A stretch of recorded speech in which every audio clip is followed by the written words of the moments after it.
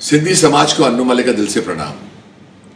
कमाल की बात है, हर एक इंसान को होता है सिंधी से काम, क्योंकि सिंधी अपने काम में देता है अपनी जान। It's a very strong willed community, very honest community, and I love the Sindhis.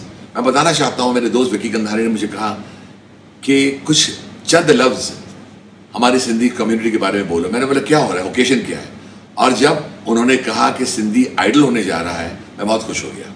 Sita Sindhu Bhavan में फर्स्ट एवर सिंधी आइडल हो रहा है और मेरा दिल कहता है ये सुपर ट्यूपर हिट्स होने वाला है और यहां से एक जबरदस्त सिंधी गायक या सिंधी गायिका मिलेगी। मैं क्यों कह रहा हूं?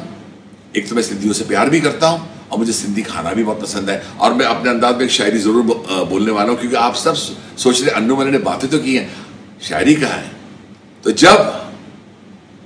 जब नजर आती है सिंधी कड़ी, आलू टूक और दाल पकवान, अन्नू मलिक की भूख से निकलती है जान।